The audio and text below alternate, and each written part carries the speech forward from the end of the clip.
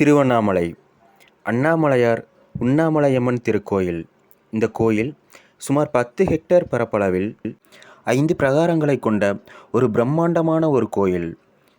இந்தியாவின் மிகப்பெரிய கோயில்களில் இந்த திருக்கோயிலும் ஒன்று. இன்று திருக்கார்த்திகை தீபம், பௌர்ணமி கிரிவலம் என்பதால் கூட்டம் அதிகமாகவே இருக்கிறது. பல லட்சம் பக்தர்கள். இது கோயிலின் ராஜகோபுரம். கிழக்கு வாசல். இது 217 அடி உயரம் கொண்ட ஒரு ராஜகோபுரம். இந்தியாவிலேயே மிக உயரமான கோபுரங்களில் ஒன்று. இது விஜயநகர பேரரசு காலத்தில் கட்டப்பட்டது. கோயிலின் அருகே இருக்கும் தெப்பக்குளம். அதனுள் ஒரு விநாயகர் கோயிலும் இருக்கிறது. கிரிவலத்தை முடித்த நாம் ஆலயத்திற்குள் செல்லலாம்.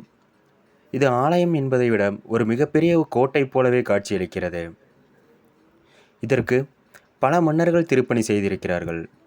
கிபி 4ஆம் நூற்றாண்டு முதல் 18ஆம் நூற்றாண்டு வரை பல மன்னர்களும் இதற்கு திருப்பணி செய்திருக்கிறார்கள். 4 திசைகளிலும் 4 பிரம்மாண்ட ராஜகோபுரங்கள். அவற்றில் காகிதத்தில் கூட வரைய முடியாத அளவிற்கு நுட்பமான கலை வேலைப்பாடுகள். வரிசையிலிருந்து நாம் கிழக்கு ராஜகோபுரம் வழியாக ஆலயத்திற்குள் நுழைந்தோம். இந்த கோயிலினுள் பல கருவறைகளும் ஆயிரங்கால் மண்டபமும் இருக்கிறது. குளங்களும் இருக்கின்றது. கூட்ட நெரிசல் வெறுவாக இருப்பதால் நாம் அமைதியாக சுற்றி பார்க்க நேரமில்லை. கல்லிலே கலைவண்ணம் கண்டான் என்ற பாடலுக்கு ஏதுவாக இந்த கோயிலின் கல்வெட்டுகள் பல இருக்கின்றன.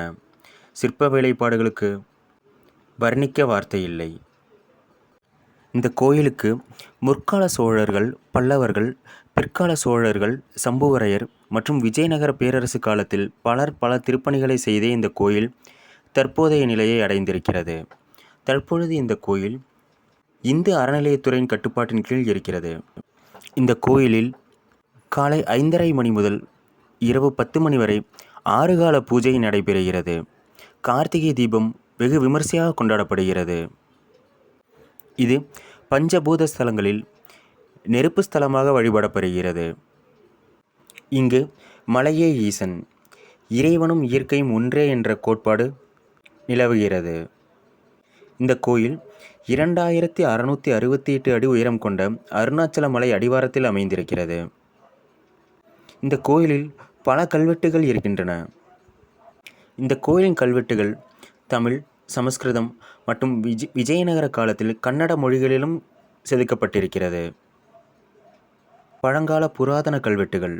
ஆனால் இந்த கல்வெட்டுகளின் இடையே பலர் சில்லறை காசுகளை சொருகி வைத்திருக்கிறார்கள். அதற்கு என்ன அர்த்தம் என்று விளங்கவில்லை. கடந்த 2002ஆம் ஆண்டு இந்திய தொல்பொருள் ஆராய்ச்சித்துறை இந்த கோயிலை தேசிய புராதன சின்னமாக அறிவித்து அதன் கட்டுப்பாட்டின் கீழ் கொண்டு வந்தது. அதன் பிறகு உச்சநீதிமன்றத்தில் தொடர்ந்த வழக்கின் மூலம் இந்த கோயில் மீண்டும் இந்து அறநிலையத்துறையின் கட்டுப்பாட்டின் கீழ் வந்தது. கண்கவர் சிற்ப வேலைப்பாடுகள். ஒரு ஜான் உயரத்தில் எண்ணற்ற கலை ஓவியங்கள். இவை அனைத்தையும் அணுவாக ரசித்து செதுக்கியிருக்கிறார்கள். இந்த கோயில் கிரானைட் கற்களாலும் கருங்கற்களாலும் கட்டப்பட்டிருக்கிறது. இந்த சிற்ப வேலைப்பாடுகள் திராவிட கட்டிடக்கலைக்கு மிகவும் சிறந்த ஒரு எடுத்துக்காட்டாக விளங்குகிறது. இவற்றை எவ்வாறு கையில் செதுக்கியிருப்பார்கள் என்று இன்றளவும் நம்மை வியக்க வைக்கிறது. இந்த கோயிலின் வரலாற்றை நாம் பின்னோக்கி பார்த்தால், இதிகாச காலத்தில் ஒரு மகிழ மரத்தடியில் சிவன் சுயம்புவாக தோன்றியிருக்கிறார். ஆகவே இன்றளவும் இந்த கோயிலின் தலவிருட்சம் மகிழ மரமாக இருக்கிறது. இந்த கோயிலின் கலை வேலைப்பாடுகள் மற்றும் சிற்ப வேலைப்பாடுகளை காண ஒரு நாள் போதாது. சுற்றி பார்த்து ரசித்து கொண்டே இருக்கலாம். கம்பீரமான நெடிதுயர்ந்த தூண்கள், அவற்றில் கண்கவரும் வேலைப்பாடுகள். அந்த காலத்தில் வெறும் கையாலேயே எவ்வளவு கலைவண்ணம் படைத்திருக்கிறார்கள் நம் முன்னோர்கள். இந்த கோயிலில் உள்ள கல்வெட்டுகளின் மூலம் நமக்கு கிபி 10ஆம் நூற்றாண்டு முதல் 18ஆம் நூற்றாண்டு வரையிலான திருவண்ணாமலையின் வரலாறு நமக்கு கிடைத்திருக்கிறது. உண்ணாமலையம்மன் சந்நிதி. மேலும் இங்கு சிற்பக்கலை வேலைப்பாடுகள் நிறைந்த ஆயிரங்கால் மண்டபமும் ஒரு 16 கால்கள் கொண்ட தீப தரிசன மண்டபமும் இருக்கிறது. மேலும் இங்கு 6 அடி உயரம் கொண்ட ஒரு நந்தியும் இருக்கிறது.